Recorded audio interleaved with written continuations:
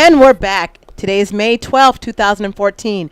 My name is Julia Dudley Najib, along with Jewel Riversmith, and we just had Brother Darrell Muhammad, who was in the studio, who's just now leaving for the night, and Mel Sanders. And that's a topic that we can go on and on and on about. We're going to have Brother Muhammad back. We will. And the number to call in is 559-266-8888. 559-266-8888. You know, we have another topic, Jewel, that's near and dear to my heart that's been going on in the news, but I feel like we're only getting snippets. And so I'm hoping that we have Dr. Hasan Johnson from Fresno State, who's a professor from hip-hop culture to Africana studies, to help break down what is happening with Nigeria, the missing girls. And so I think the title of that topic, I believe, I was told, was Nigeria's Missing Girls and Incarcerated Boys. Mm-hmm. I feel like we're only getting snippets of information. Yeah. And it's not all connecting. And so, because people are asking me, how did this happen, Julia? When did this begin? Yeah. You know, and I'm not the history professor. I have to do my own research and find out. So I'm hoping that Dr. Johnson can help break that down for us.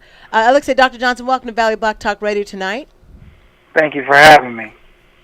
And so if you can help give us listeners a background, like the real background, not what we're hearing in the news, to help us to understand what is going on, because we see that like Michelle Obama, who put the sign up, please release our girls. Yeah. And when somebody made a comment to me, Dr. Johnson, I don't understand how this is relevant to me, and they were black, I said, wow, are we that deflected from... And out of touch? Yes, we must be. I said, we got to talk about this tonight, because what the media is doing is desensitize us by just showing, President Barack Obama wanted to send some troops to Nigeria, but he was told that that would be a no-go and would not be a good idea. And then it goes on to other news. Yeah.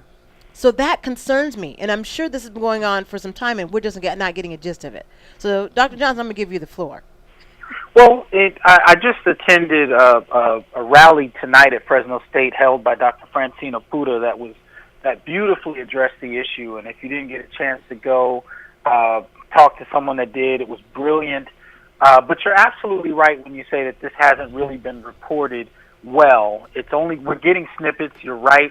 I wrote a piece a couple of days ago, Saturday in fact, that was entitled Nigeria's Missing Girls and Incinerated Boys. Okay. Oh, okay. Because, and I only say that because there's a lot of bits and pieces that are missing. Okay. The group involved that's been initiating a lot of this they call themselves Boko Haram. Yes, saw that. And it's they consider themselves an Islamic sect. And I do want to first say that by and large, most Muslims condemn violence and do not align themselves with groups like Boko Haram. Mm-hmm. But this group considers itself, an Islamic sect, and their argument is principally against Western education. Okay. Matter of fact, in Hausa, their name means Western education is a sin, something along those lines. Okay. The exact verbiage of it, I'll get you in a moment. But they've been quite active for a number of years now. As a matter of fact, since 2009, it said that they've killed about 3,000 people. Wow. So we're just getting the last few weeks, and many of us are frustrated about what's going on, particularly with our girls in Nigeria being kidnapped. And to address your point about the connections, you're absolutely right. Many of us in America don't see a connection. We argue that's some African thing, but we often don't keep in mind that the issues in Africa are very much connected to the issues of people all around the world, particularly people of African descent, even here in the U.S. So, when you talk about our missing girls, we talk about prostitution and trafficking and girls. That has been going on in the black community since slavery. Okay. It has never ended. So you're absolutely right that those connections are still there. And if there's an opportunity to support a movement toward ending that anywhere in the world, then this is the time to jump in. So I'm glad that it's getting some attention. However, those who have been activists dealing with Africa and the issues going on there, they're both happy and a little frustrated about what's going on now. Okay. Happy that people are paying attention. They're a little frustrated at the way it's kind of happening. We're like, as you said, we're getting snippets, we're getting bits and pieces. Right. It's difficult to put together the whole picture. Yes, over 276 girls have recently been taken. We don't have a clear number of how many were taken prior to that, because that's just in the last few weeks. Oh. and this is principally girls at one location who were there to take a test at their school. But Boko Haram has been attacking schools much longer than just in the last couple of weeks. So we don't have a full number of the total number of girls taken. But the other part of the story that's not being told is that this is impacting not just our girls. This is impacting our kids. This is impacting faculty and staff at schools in Nigeria. This is impacting innocent Nigerian bystanders at public events. Our boys, for example, Boko Haram have been killing them outright. On February 25th, there was an incident at a school in Nigeria initiated by Boko Haram where they literally burned to death 59 boys.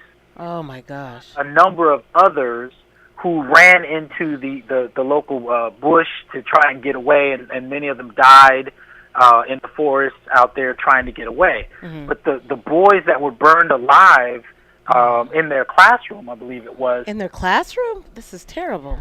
They were attacked by Boko Haram and burned alive, and most, for many of them, all they found were ashes. So it's something that we do have to deal with in terms of human trafficking with our girls. Let's not get it twisted. These kind of gendered attacks don't just happen to one gender and not another. They happen to both in different ways. Boys, in this context, are being killed outright. Now, in other parts of the world and on the continent of Africa, when you have these kinds of terrorist groups, a lot of times what they'll do with boys is pressure them to join. I see. They'll threaten them. They'll threaten to kill them. They'll threaten to kill loved ones and family members if you don't participate. So a lot of the membership of these kinds of organizations is often bolstered. Boys who are threatened and often orphaned and, threatened to join or die. But in this case, we don't have any records of that happening in Nigeria. What we have records of is that Boko Haram doesn't seem to have much, use for boys. So so as I said, so far they've been just killed. And out of that 3,000 people who've been killed altogether, we don't have a number of how many are boys, girls, males, females. We don't know. What we do know is that this is an atrocity that needs to be dealt with. And so I'm trying to kind of get that message on the table, conflicted one. Okay. I'm happy that girls are getting the attention they need in terms of human trafficking, in terms of the overall treatment of girls across the world, not just in Nigeria. And America is no better. Girls experience a great deal here that doesn't often hit the newspaper. Exactly. Yes. To rape, across the board. However, I don't believe in a poverty mentality where we only have enough attention for one group at a time. I think we can talk about in much more nuanced ways. So if we can talk about girls who are being kidnapped, I think we should have the attention span to also be able to talk about boys who are being burned alive. Wow. And that part they're not talking about. They skipped that part in the news. Skipped it totally. And they've skipped the fact that you said 3,000 for sure. That as far as a number that we know, it could be higher, couldn't it? It could be higher. It's all based on whatever reporting we've been able to pull together. But that's been since 2009 that's been happening. So there are all kinds of elements of this we have to look at.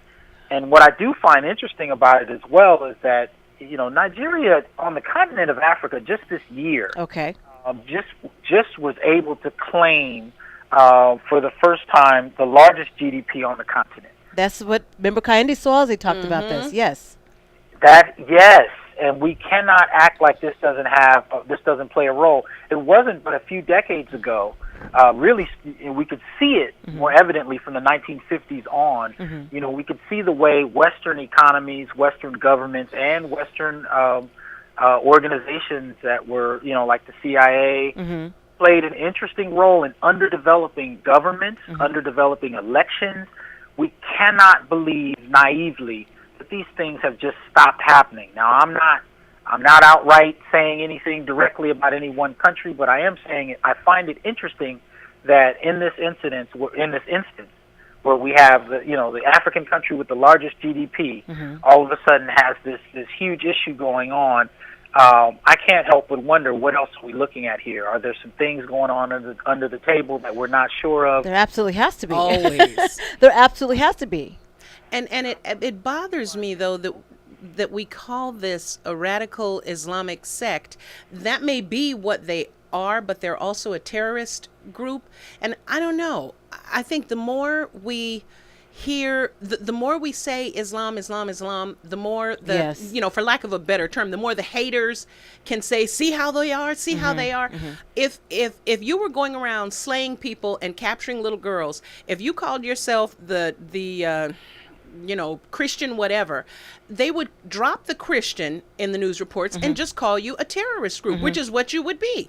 Unless these people have schools and, Islamic schools, Islamic hospitals, unless they can show that, to me, they're just another terrorist group. And I don't think we should attach them to Islam regardless of how they attach themselves, especially since we know whatever attachment they have is by a very thin thread, because Islamic doctrine does not allow this kind of violence. And Dr. Johnson, speaking on that, it seems conflicting to me when I'm watching the news where they're showing these 100 girls and they're having to recite something, and in Islam they're doing the whole religious recitation on television, and so I think it sends a confusing message.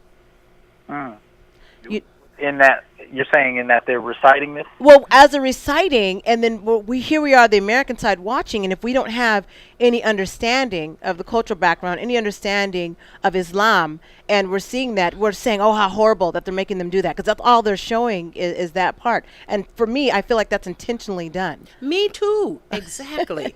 And there needs to be context. I mean, Africa and Islam have had a relationship for centuries. Indeed. You can't just show a clip of people reciting something in Arabic and be able to just kind of use it off the cuff like that. There are so many nuances that have to be dealt with.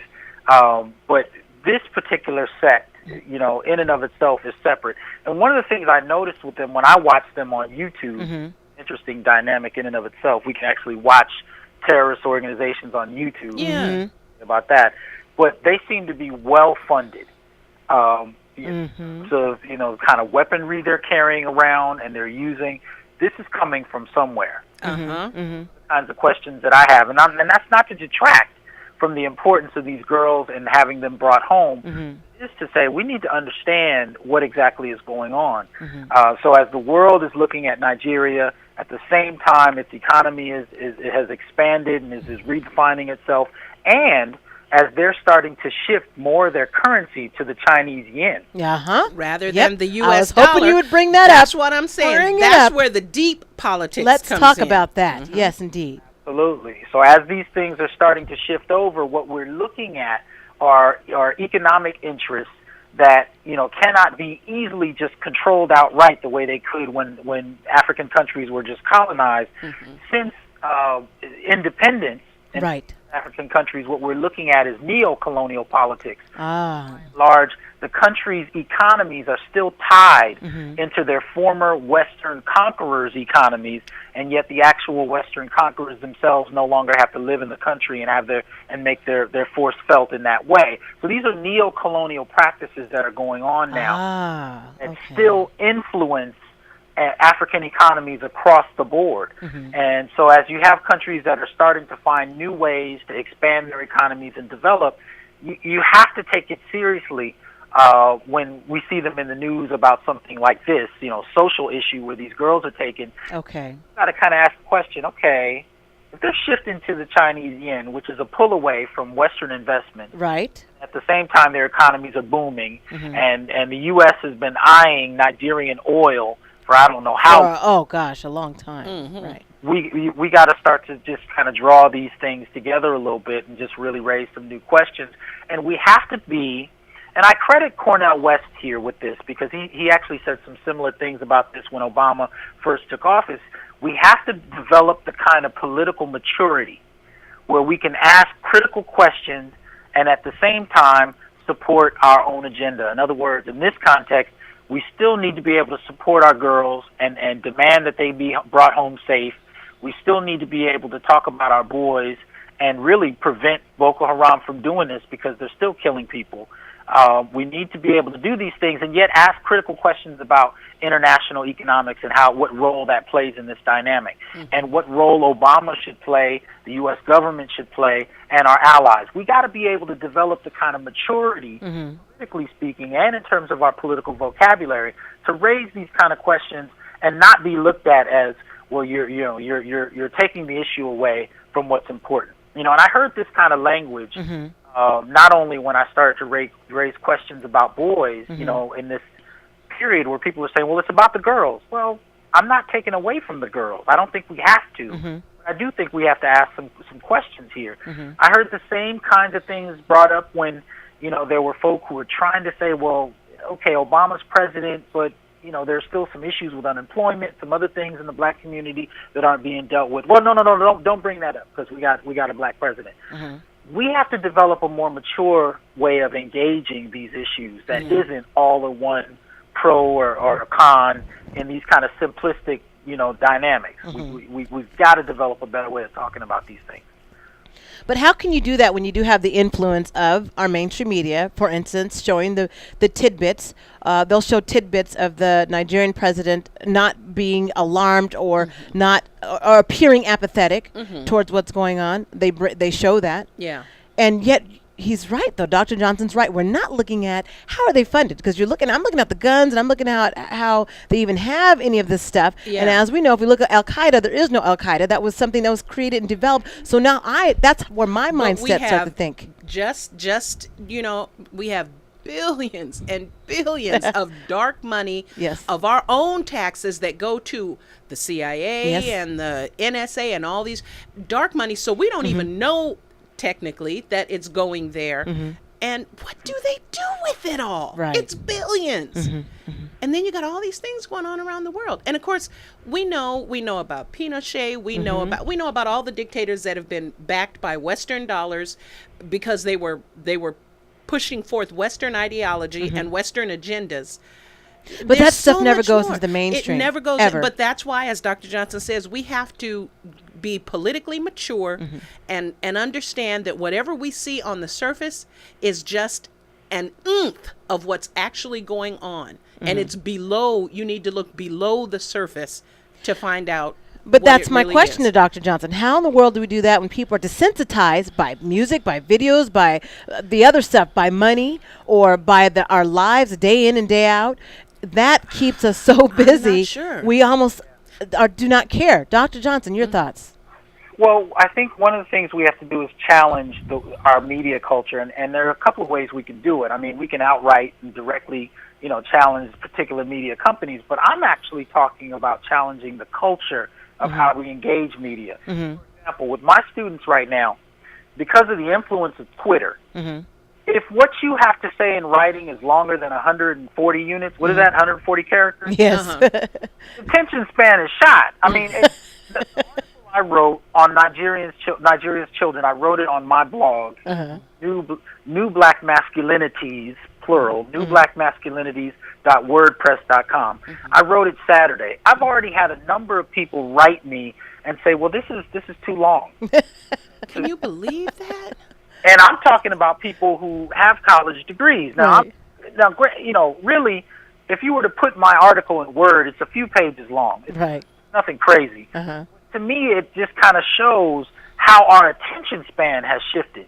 Because what I'm doing in a few pages online, my elders would have laughed at because they wrote books. You know what I mean? I came up in Africana studies, black studies, and I've been reading and studying since high school. We 300, 400-page book, condensing that into 5 or so pages, and I'm being told that that's too long. Adapted to this, Twitter, kind of thing, and and there are a couple of things that go with it. The shift in how media is communicated. In other words, we read news articles that have the most titulating titles, rather than articles based on what's going on in the world. The more titillating it is, the more attention it gets. So that's become a part of it. The dramatic reduction in investigative journalism since the 1970s. You can study the collapsing of media companies and the kind of expanded ownership of a few of them.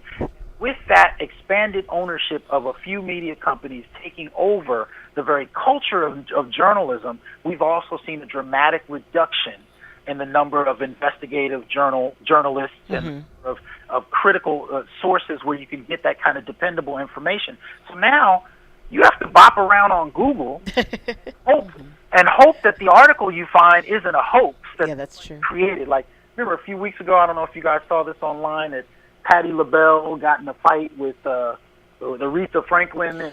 You know, this was one of the popular kind of messages. I got a text message about it. Wow. And I was reading it myself, like, dang, they got down like that? Just to find out it was a hoax. But of itself is a reflection of how thirsty people are for credible news, credible investigative journalism. But that has been dramatically underdeveloped in this time frame. I mean, goodness, I remember when Bush was president, I didn't see a reporter ask him a critical question for years.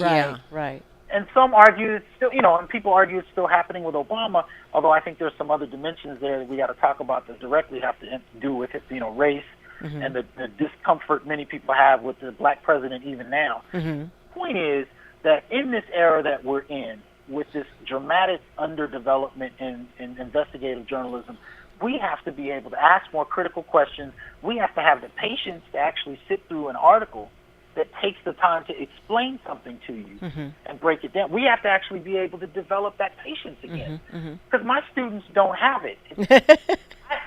I actually tested it out in one class this semester. I only gave them like one test, and I did it for half a semester. I wanted to see if they would actually still read the assignment. Okay. The reality was they wouldn't. They refused to read until I scared them with daily exams.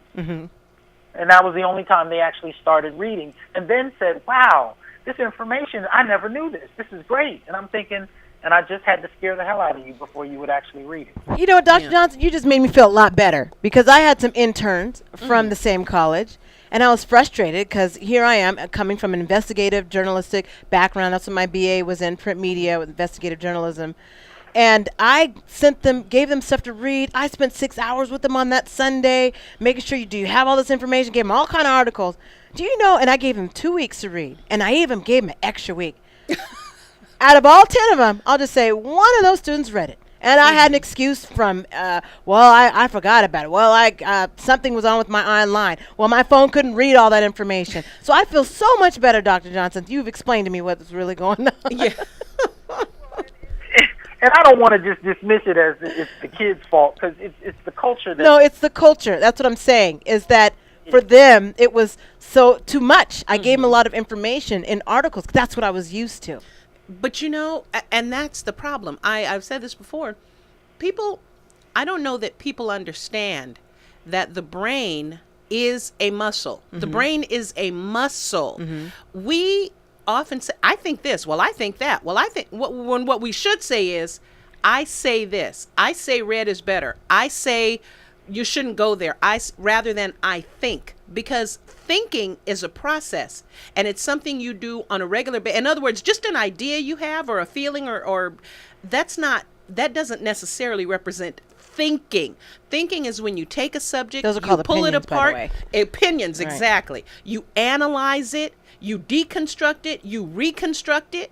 You do the whole Socratic method. But that's what's of missing, thinking. Jewel. So that's what I'm saying. That's what I'm saying. When I was dealing with these interns, Yeah. too, and these were 3rd and 4th year college students that I'm dealing with in broadcast and journalism, and I'm breaking all that down, everything that you're saying, and I'm telling them the strategy in doing that. They didn't want to go to that process. They said, well, I can just find that on Twitter. Then you'll have a mushy brain, because that doesn't take any thinking. And I think as a society, we need to, we're so amazed with all this technology, and it can be great, but understand that when you are capping something at 140 characters, that is like a license to not think. So you want to go that way, fine. But then don't come to me and say, well, I think this about that. No, because you don't think at all. Right. Thinking is a process.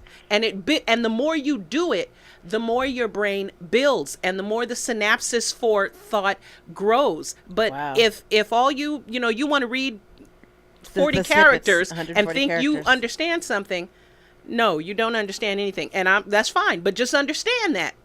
Go around saying, I have a mushy brain because I don't like to think. Well, let me just add this, and I didn't want to take too much away from Nigeria, but I do think it's important that we also talk about our culture of media because it directly relates to what we get and how we understand That's correct. the rest of the world. But I will say this too, especially in America, the value of our income, our particular pay, our dollar bill, it has dramatically been, well, I shouldn't say dramatic, it's stayed fairly stagnant since the 1970s. Yeah.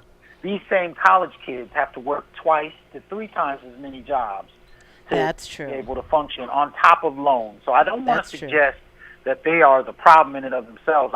To me, they're a barometer for the kinds of issues we're dealing with. So, for me in my classroom, I can see the way income, study habits, media culture all kind of intersect in some very problematic ways. I have to agree with you on that. Definitely. I see the same thing. So even when I have gifted students who love this information, they still got to go work twice as many jobs as my parents did, even though my parents had to work as well. And that creates a climate in and of itself. But my point here is that when we start to talk about world events, international issues, it's important to have media streams that can provide us with context. Context becomes incredibly important in order for us to understand why this is going on, what's happening, and where it situates us in the world. We need context. We need historical context. We need data. We need statistics. And if you can't find dependable sources for that, well, now we're dealing with just whatever everybody found from whatever website they happen to go through, and that could be a bit chaotic. So. Context. Sure. CNN, MSNBC, if those are your only method of getting your news and information, to me, right there's already an erroneous structure in getting your news and information. Sure. And that's one of the values of KFCF and, the Pacifica. I mean, it's a space where you can actually get independent news. But to me, there's not enough investment in it. We need to actually invest more in independent media, independent news. Because in that way, you get questions asked that you don't get anywhere else. Tell the truth, Dr. Johnson. Tell the truth. In and of itself. Yes, indeed. So tell us where we can find your article one more time, and I guess we can put that link also on our website. The Nigeria's Missing Girls and Incinerated Boys. Yes. Okay. It's on, I have a blog dedicated to what I call black masculinism, which is basically an appreciation for progressive ways of being black men, progressive performances of masculinity. And the website, the URL is newblackmasculinities.wordpress.com. Okay, masculinity. So if you get a chance to go to that, you'll see the article. I try to link some other things to it in case you have questions about some of the things I'm talking about, other articles that I'm pulling information from. But it's really an attempt for me to give some context to what's going on in Nigeria. And, if you get a chance to attend a protest rally, I would urge you to do so. The one at Fresno State today was great. The Nigerian community came out. Wow. The Women's Association came out, and you had people talking about personal experiences with Boko Haram. And see, now that's where there's your one-on-one information, your first-hand source. Those are the sources we need to be hearing. Yeah. And somehow that needs to connect with the black media, because I was told about that a little late, an hour before the event. So there's no way for me to send anybody out on such a short notice. And that's my only regret, not being able to get that soon enough. There was difficulty because, the news about this situation hit when it did finally hit, it hit pretty fast. And then, when it really reached kind of a crescendo, at least at Fresno State, we're dealing with the president had an investiture on Saturday, and then Mother's Day was Sunday. So in the midst of everything going on, I think a lot of people just got pulled in different directions. Yes. But, if you get a chance to go to another rally, take the time to go, meet the people, because, there were a number of people that got up and told stories about being in Nigeria and attending events where Boko Haram interrupted the event and literally started shooting people. Oh, my goodness. Had people giving those kinds of straight stories. Wow. Now, I study, African cultural retentions here in the U.S. and other things like that. But here you're talking to people that not only were in Nigeria but experienced it firsthand, or could tell you about a cousin that was one of the 276 girls. You know what I mean? Oh, wow. You can't get that everywhere. No, you can't. You gotta go to that. And that's what I'm saying. I hope that even Fresno State or the powers that be reach out to black media, because we won't know. Yeah. We can't be there if we don't know. And Valley Black Talk Radio, we can't be there if we don't know. But I'm glad you're able to call in tonight to give us some insight and more context to this issue instead of the bits and pieces. And so I appreciate people going to the website link, and we're going to put that website link on our on the Valley Black Talk Radio website. And also this program is being recorded, so you'll go back and be able to refer back to that as well. And so we'd like to thank you, Dr. Johnson. Well, thank you. And just real quick, I also created a hashtag that says, oh, okay. Black boys should live too, Okay. and the 2 is the number 2. So Okay, black boys go should live to too. the WordPress article I have up, Okay. blackmasculinities.wordpress.com, and or you can also go to hashtag Black boys should live too, along with Bring Back Our Girls, and you'll be able to kind of gather a lot of different people's responses to this stuff. Dr. Hassan, I hope that we get to have Dr. Hasan Johnson on more often. I know you are a busy man, because every time I would ask the interns, can you please reach the brother so we know, can I get a calendar of what's going on so we know what he's working on and doing so we can keep up with you. We really would like to have you more often on Valley Black Talk Radio when you can, of course. Well, I would love to, and I appreciate the invitation. Okay, well, I'm putting it out there, so just know if I'm texting you again and I'm saying, brother, is there a way you can just give us a little insight? We really, really appreciate it. You're helping our community, our viewing, our listening audience gets to hear in context, which is what has been missing all this time. And we're going to need this. There's going to be some other times we're going to need the same information. A lot. So we appreciate you very much, and thank you for staying up late. I know it's finals week, but we really appreciate your time. Well, thank you very much, and you guys have a good night. Thank you. And you are listening to Valley Black Talk Radio. We're going to go for a short break and listen up and I guess finish up the last 20 minutes or so of our program here in Valley Black Talk Radio. Stay tuned.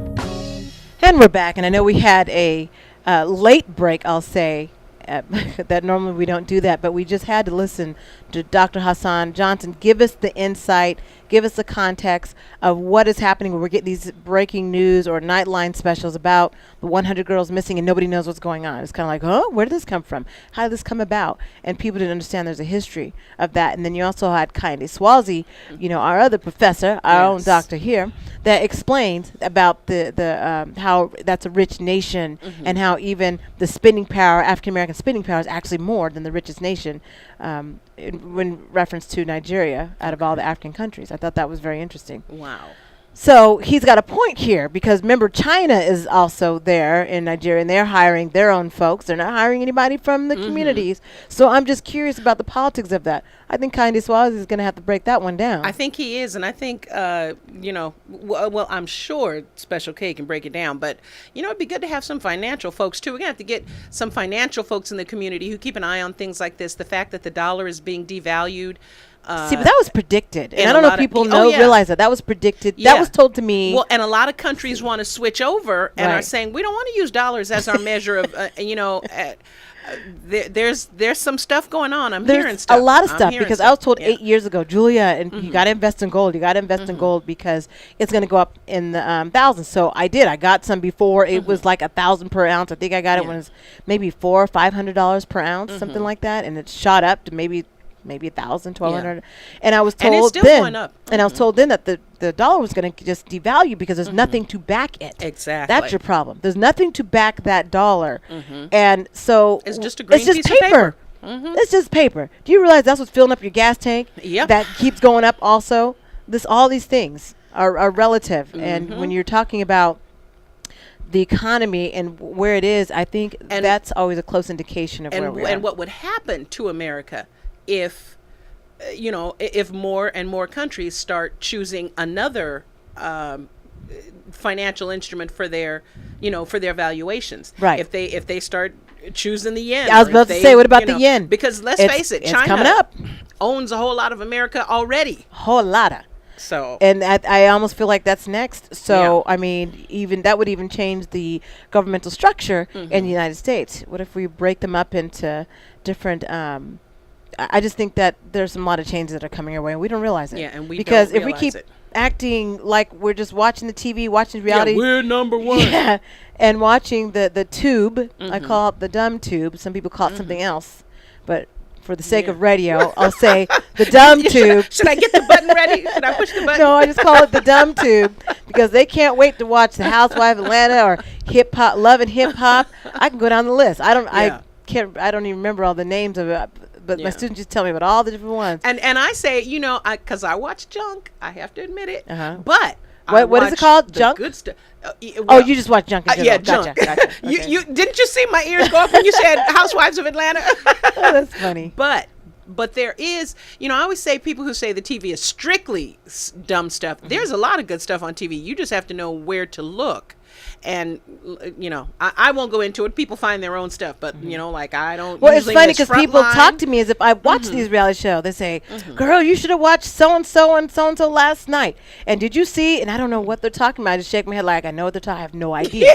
Because I don't have time to watch reality shows. My life is a reality show. So I don't have time to watch a reality show. Next time you say, no, look, you got to call Jewel about that junk. Yeah, I have no idea. Because I But don't I have watch time other to- stuff, too. I want to Got be my own clear. reality show going up on here. Yeah, you know? there is good stuff. So, occasionally turn from that junk, which, we all have our guilty pleasures, I guess.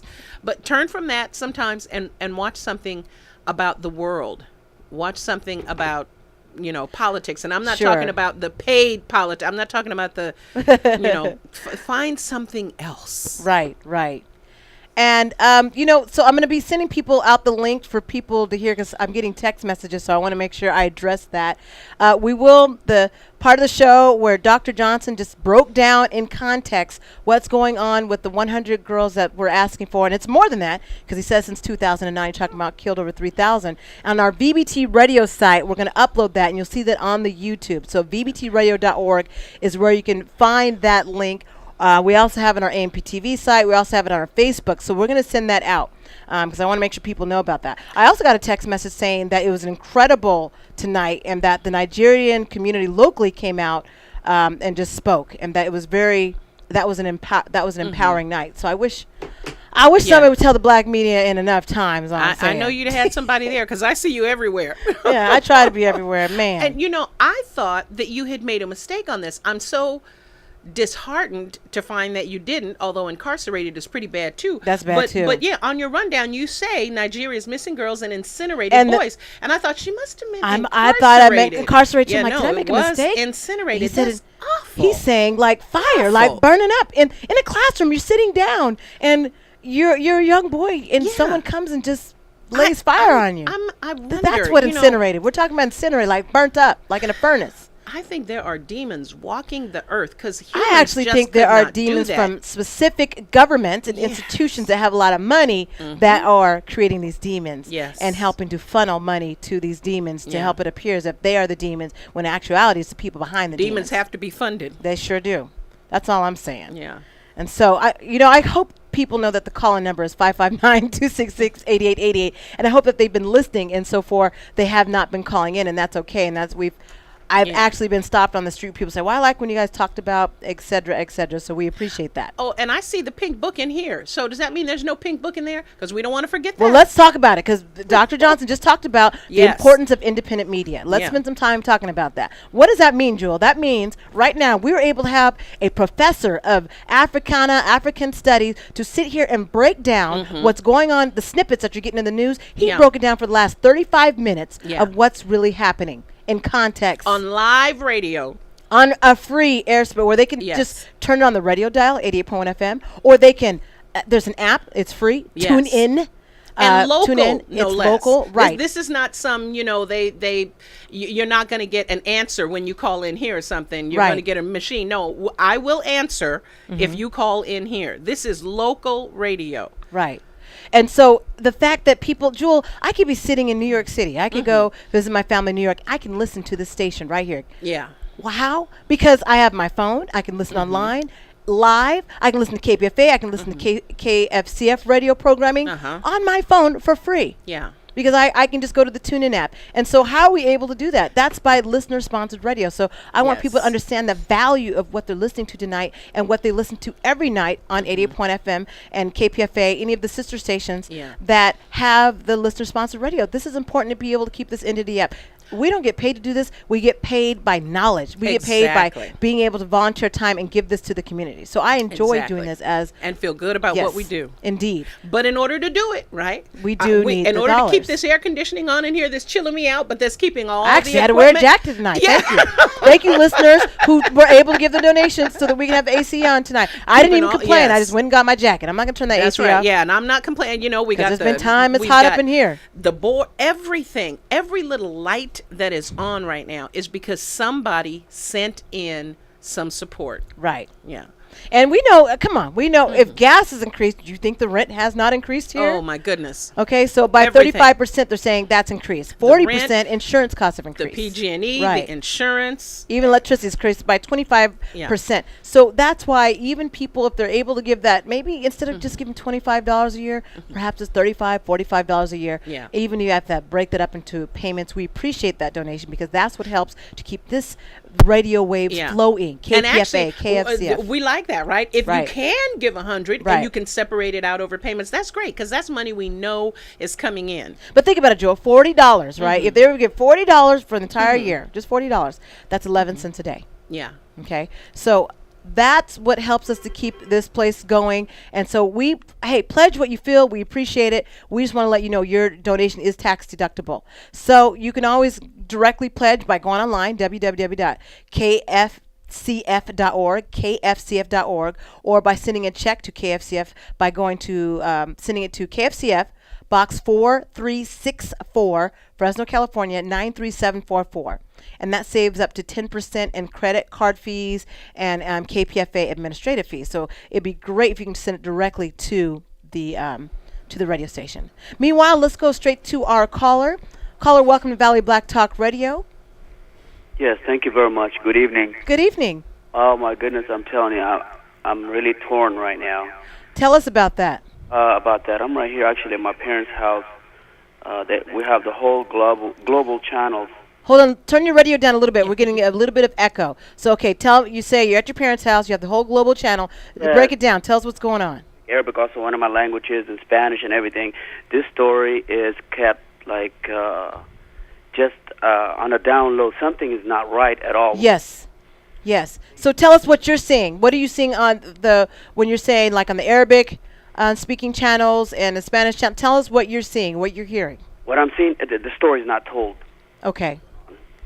They just show the girls, and now today they were speaking in Arabic and reciting, and then they just leave to the next topic. Right, and that's what we were just talking about tonight. So, from your understanding, what do you understand to be happening? What is it your knowledge and understanding of what's taking place? Okay, my knowledge from growing up on the continent, born there actually.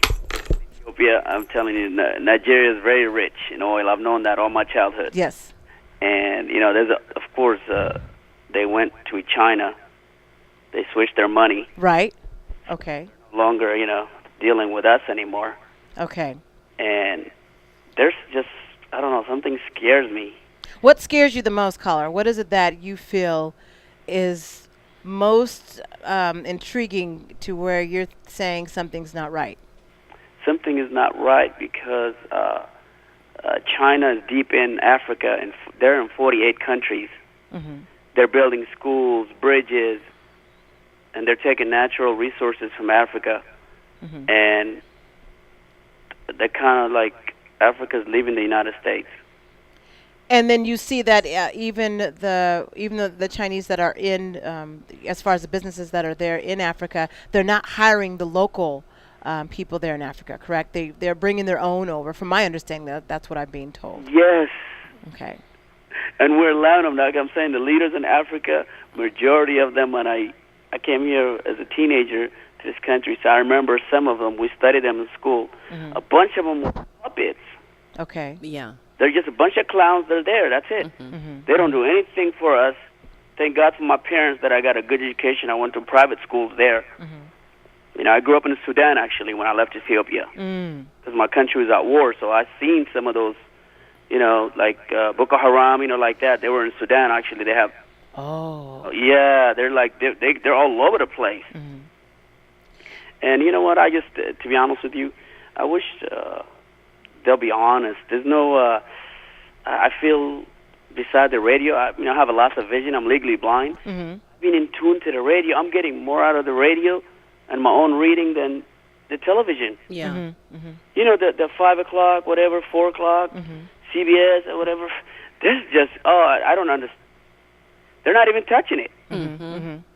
They just go, next. And they go to the next topic. And they go to Ukraine. People don't even know where Ukraine is and Crimea. Saying.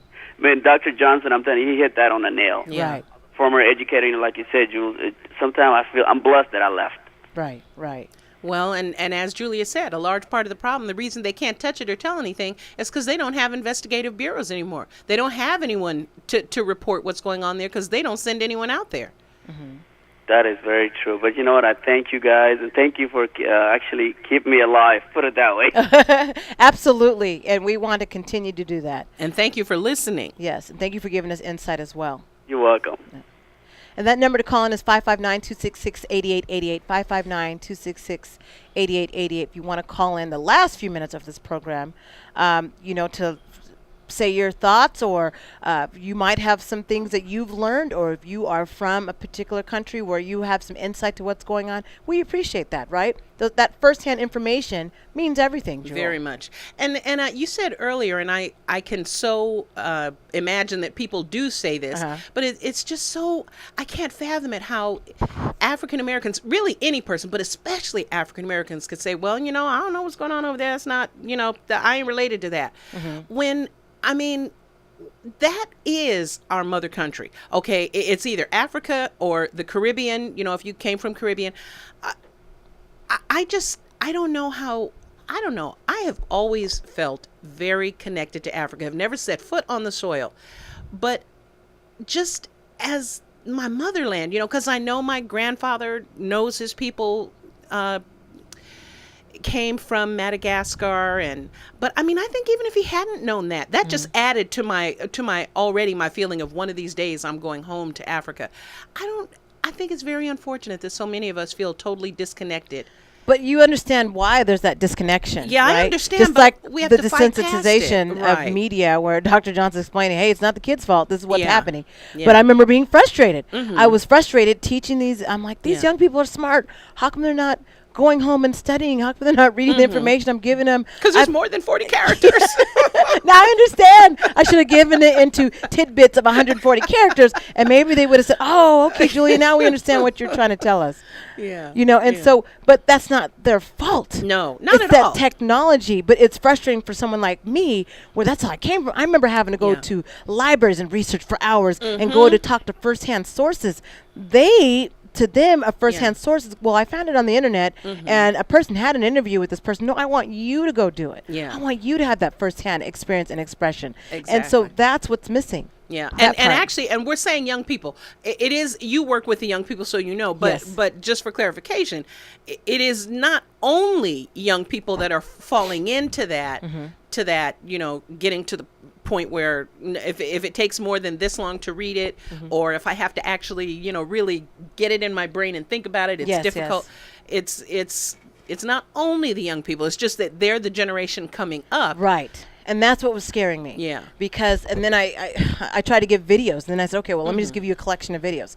And some of them didn't watch that if they were past 3 minutes. So I had to make sure those videos were between 2 and 5 minutes long. But that's hard when you're trying to teach production, or you're trying to teach journalism, you're trying to teach broadcast, because some of those concepts are a little bit more detailed than just the 2 to 5 minutes what you can do. Yeah. That's and Dr. Johnson made a good point. Hopefully, once they get out of school, some of that will be alleviated by the fact that maybe they have a little more time. Maybe, if they get a job in their field and it's reasonably well paying, right. And maybe they'll become really involved as citizens once the crush of trying to get this degree and work these jobs so I can pay my tuition and everything, once that sort of abates or evens right. out. And I think that's what that is too. And so this is hopefully tonight. I'm just hoping, because the first hour we talked about elections, and again, it's about information, a lack thereof. We want to be spoon-fed. We're hoping that the news was going to give it to us. The news can only give you an overview. If you think about a half an hour, what is a half an hour? Exactly. When we were doing the On Me Sunday mornings, now we're going to a different channel where there's more of an outsource where people can actually see us. People liked watching the program where it was just myself and my husband on there, and we would talk about the topics because we would go into detail, and those were things they didn't know. They said, wow, the news didn't tell us that. But the news can't, so we can't depend on the mainstream to do that. Exactly. We have to depend on our own sources that can give us information that's going to feed us and say, oh, okay, now I need to go look for myself. Exactly. I don't even want you to take my word for it when you're hearing us on the TV. Yeah. Good to hear the first-hand sources. Good to do your own research, and then again, you got to make sure what you're reading on the internet. And put your ideas. Take your thinking to each of the outlets and put your ideas together based on all of the information you take in. So you're not just saying, I only believe this person, or I only believe that source. It's reading it as much as you can from different sources and taking it all in and figuring out what seems to be the whole picture to you. And I think that's what this, so even though we're going to have that election candidate forum that we did film at the Hinton Center online this week, is just, I was disappointed it wasn't as in depth where the watching audience could see more details about each of the candidates and get more insight before they vote. That, I was a little disappointed in that, but I hope that doesn't stop people from doing their own research and listening to the videos and the information that we are able to give to them. And we didn't get to talk about the Donald and Shelley Sterling.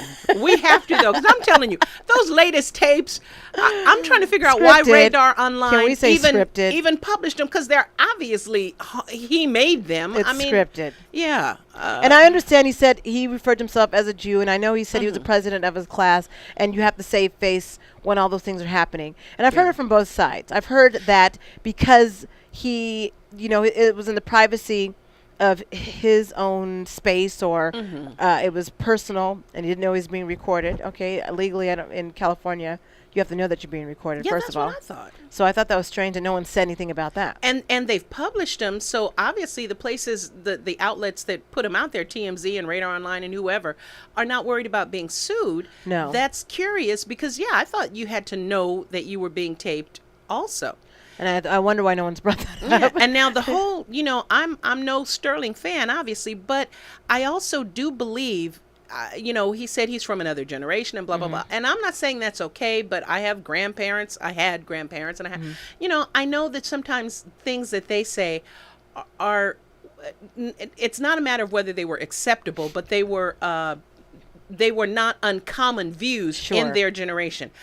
Now, again, I'm no Sterling fan, but to make him sell the team, which he bought with his own money, I don't know about that, especially in America, which is supposed to be the land of the free. I don't know that, if you think, well, it's going to be bad for the team if he stays, well, then just let the team disintegrate or whatever is going to happen. Right. But I'm wondering how the whole thing started. I'm wondering who V. Stiviano was working with in the first place, who might have wanted the team and not seen any other way to get it. Because to tell that's him a whole he has nother, to she sell could the be team. Yeah, you're right. She could be a plant. I wish we had more time. It's already 10 o'clock. Yeah. I wish we had more time. So maybe next month, because the plot thickens. I don't think that situation is quite over yet. I don't think so. I think we'll still have time to talk about that next month, because there's going to be more to unfold with this whole issue, the NBA, and there's things we have to talk about that. Plantation mentality, all those things that go into play. But we'd like to thank everyone for listening to Valley of Black Talk Radio tonight. We also would like to thank Dr. Johnson from Fresno State, the professor that broke it down to us to help us understand more into what is going on with the Nigerian, the conflict, and our young ladies that we need to bring back, and why we all should be a part of that issue. Thank you for listening to Valley of Black Talk Radio. You've been listening to Julia Deli Najib and Jewel Riversmith. Until next week, stay tuned for more.